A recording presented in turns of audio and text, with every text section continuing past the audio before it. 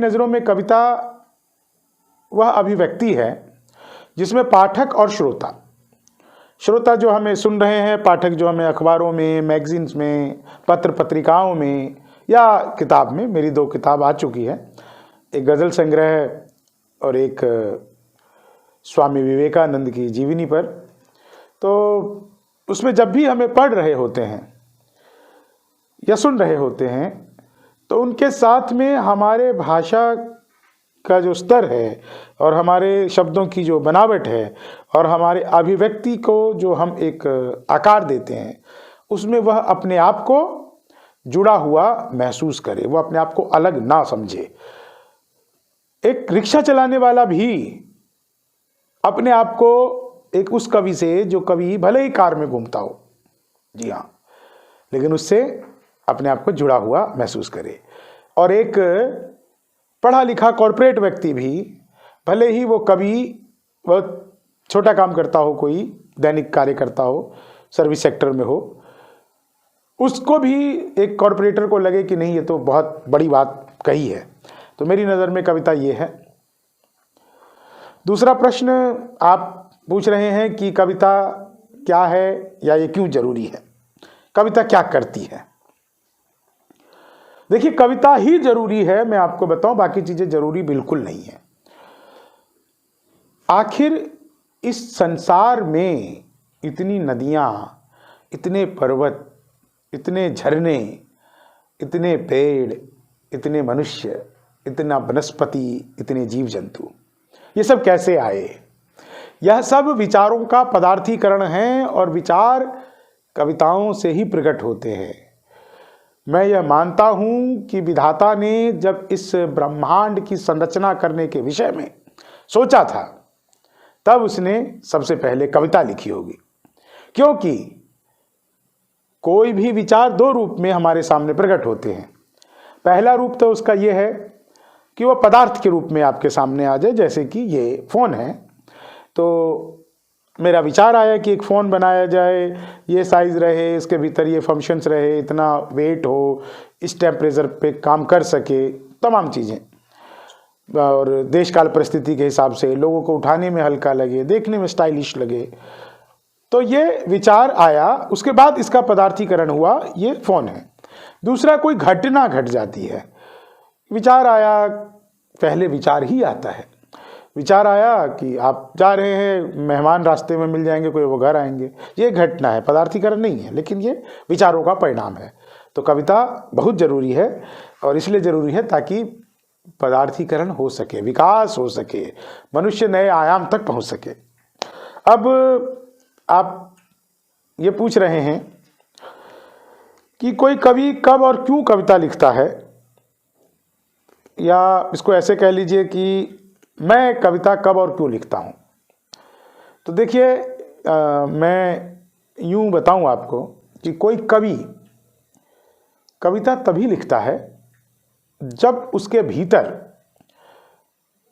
विचारों का जो चक्र है वह परिपक्व हो चुका होता है। जैसे कि कोई महिला कब माँ बनती है? जब उसके गर्भ में पल रहा शिशु अपना समय पूरा कर लेता है, उसी के बाद ही वो माँ बनती है। अगर वो उससे पहले माँ बने, अनमेच्योर डिलीवरी हो जाए, तो माँ और बच्चा दोनों की ही जान लगभग खतरे में है। ऐसे ही कविता भी है। हालांकि कंटेम्प्रेरी लेखन, समसामयिक लेखन में बहुत सारी चीज़ें हम तुरंत लिख देते हैं, लेकिन वो भी कहीं ना कहीं कवि के मन में, कहीं ना कहीं उसके अवचेतन में पहले से ही उस तरह की चीज़ें चल रही होती है, जिससे वो शब्द के रूप में आपके सामने किताब पर, कॉपी पर या फिर वीडियो के माध्यम से आप तक पहुंचता है। तो मैं कविता तभी लिखता हूं जब कोई बात, कोई विचार, कोई घटना मेरे भीतर पूरी तरह से पक चुका होता है। क्यों लिखता हूं? क्योंकि अगर मैंने नहीं लिखा तो वो विचार कहाँ जाएंगे मेरे भीतर?